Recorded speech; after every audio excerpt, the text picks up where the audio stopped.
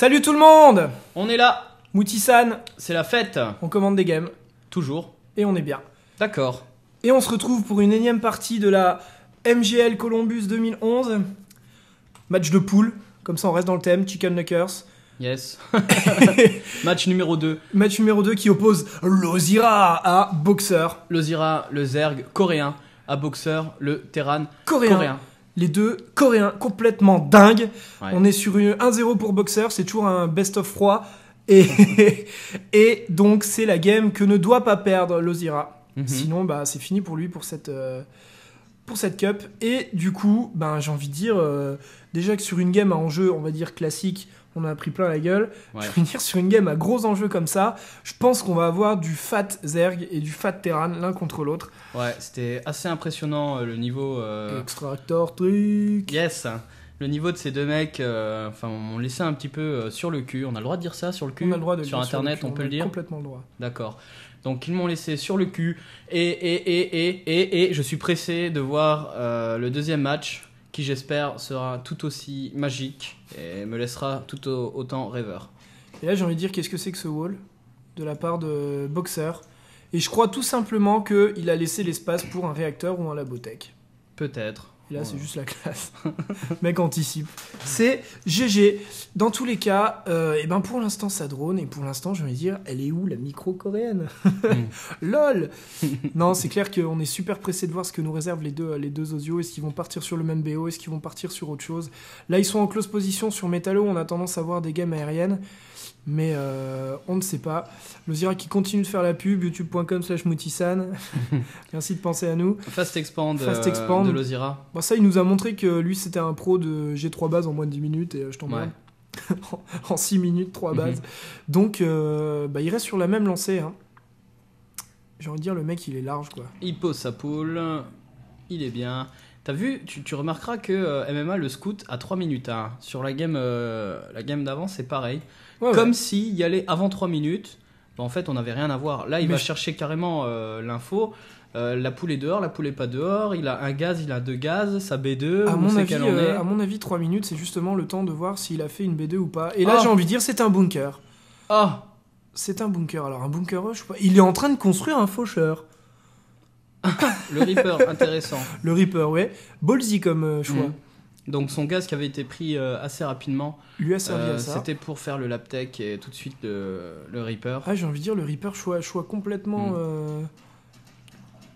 Et il lui fait prendre du retard, là, Boxer. Il fait complètement prendre du retard aux Zerg qui a pas pu récolter sur le coup, et surtout qui a dû consacrer ses récolteurs à l'attaque du bunker. Et là, le Reaper qui a fait son premier kill, deuxième kill, Ah, il va troisième tenter le kill. Circle. Ah, c'est bien joué. oh là là, 3 kills Il a déjà, pas perdu point de vie. 4 kills, Ah la vache, les premiers Zerglings. 5 kills, oh la vache, 6. Et le Reaper le plus rentable de l'histoire de StarCraft 2, surtout depuis les nombreux patchs. Il a pas la vitesse, alors je te laisse imaginer la micro qu'il pourrait avoir avec un Reaper amélioré. On a la Queen qui va sortir. J'ai envie de dire, là, c'est complètement fou, quoi. Non mais c'est super bien joué quoi. Et là la Queen en bas, voilà. Hop, un deuxième Et Reaper. un deuxième Reaper, Oh et là là, là, j'ai envie de c'est dire qu'il va incroyable. commencer à lui casser les noix. Mhm. Il va pas tarder, je pense, à poser une spine, 2 spines, une dans sa main, une dans son expand. Mais d'abord, il va rattraper le petit retard de drone qu'il a pris. Tandis Il cherche que la vitesse, on a super une indispensable. expand qui est posée, Une expand, 2 ouais. baraques, le bouclier des marines qui est recherché. On va rester, je pense, sur du mass marine, du coup, parce Mm. qu'on voit qu'il y a beaucoup d'amélio de marine en recherche. Par contre, c'est assez bizarre Ah, il était venu lui choper un gaz comme ça. C'est assez bizarre qu'il recherche le bouclier en premier et pas le steam. Alors ça, c'est certainement un truc de coréen que nous, joueurs européens... Nous, simples mortels, Voilà. ne pouvons pas comprendre. Donc, Et là, les faucheurs qui continuent. Ah là. ouais, le petit race de faucheur, là, bien sympathique. à 3 mon avis, points de qui- vie, ça qui va, a lui l'air rend bien. dessus, on s'en oh mon dieu.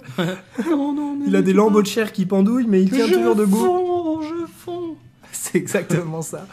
Et du coup, il rentre chez lui tout penaud, mais il se dit, tiens, tant pis, j'aurai la Xel'Naga, si c'est comme ça. C'est ça. Rentabilité totale. Tu vois, il n'y a pas une unité useless, comme tu le disais dans la première partie. On avait vraiment l'impression qu'ils étaient à une unité près, que le moindre mouvement, la moindre unité construite a une utilité bien précise dans leur petite tête jaune. Et c'est complètement fou. Mhm. Le nid Et là, de j'ai envie de chancre. dire Benling Nest qui est construit, c'est complètement bien trouvé, puisque là, il y a du mass marine qui se dessine avec de nouveau le steam pack en recherche, un nouveau bunker en recherche, donc je pense que ça, c'est voilà, pour protéger la B2. Une usine qui est en train de sortir, le steam pack en recherche. Voilà, la partie se pose. Alors, l'usine, plutôt pour des lions ou plutôt pour un spatio? Je te réponds. Le Pour un spatio. spatio. Je l'ai vu. Oui, moi aussi. D'accord. Il a apparu pendant ma question. Alors là, on a du marine. Étonnant. Voilà. Et des zerglings. Alors Et un là, faucheur. il produit 8 zerglings supplémentaires. Il va falloir contrer le push, hein. Mais le Ça va push, pas être finalement, évident. fait demi-tour. Un tank qui est recherché. Le faucheur qui a eu le temps de Ouais. claquer un zergling avant de mourir, c'est quand même pas mal. C'est sa dernière grenade. Oh, qu'est-ce qu'il fait le chat? Ah, le chat essaie de sortir. Je pense qu'il en a plein le cul d'entendre parler de StarCraft depuis tout à l'heure. Du coup, il décide de se barrer. Non, le chat reste avec nous. Et il mute en banning. Mais le V16 va scout les bannings. Et là, à mon avis, il va pas tarder à attaquer avec ses marines. Non, il n'attaque pas. Il se cache. Oui, monsieur. Il se cache, il a peur. Beaucoup de zerglings en construction. Il y a beaucoup de zerglings, il y a beaucoup de bannings 16, qui arrivent. D'accord. Il y a des raisons d'avoir peur. Hein. Et il y va.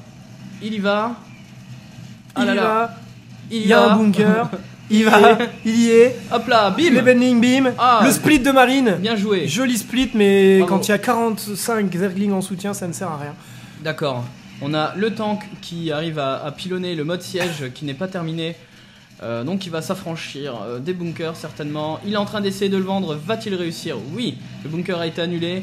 Il va prendre les supplies, le mode siège qui est toujours pas sorti. Ça y est, il a le mode siège et Il le met l'utilise. directement, Ouais. et là ça va commencer à vomir Bam. de l'obus un peu partout. Bam. Boum. Alors, là, les zerglings qui me prennent super cher. Mais qui ont été très rentables. Deux Ouais. pushs extrêmement rentables de la part des deux camps. Et là, quand même, force est d'admettre que les deux joueurs ont rentabilisé vraiment au mieux leur push. Je dirais peut-être avec un petit avantage pour Boxer qui, avec deux faucheurs, a vraiment réussi Ouais. à malmener son adversaire. Mais les Zerglings ont fait beaucoup de dégâts. Un drop. Et là, j'ai envie de dire le drop. Quoi. Qu'on ne loupera pas. Qu'on ne loupera pas. On l'a celui-là. Il la scout, ça y est, c'est parti. Il la scout, mais forcément 8 marines, ça picote. 8 ou 6 6. 6 marines, pardon. 6 marines, ça picote. Et là, ça va commencer à faire du dégât dans l'écho. La Queen qui esquive, mais là, les Speedlings arrivent à toute blinde. Et belle micro. Les hein, unités qui sont récupérées à Boxer chaque qui fois. les rechoppe et- direct. Et Lozira qui est supply de 10 en plus. Il va donc être obligé de faire deux dominants pour... Et il en fait 3 lui, il est comme ça. Oh là là. Mais Il en c'est- fait 3, il passe en T2, il pose B3. Là, il est obligé, hein, il était au même nombre de bases que le terrain, donc forcément Et il part sur Viking. perdant.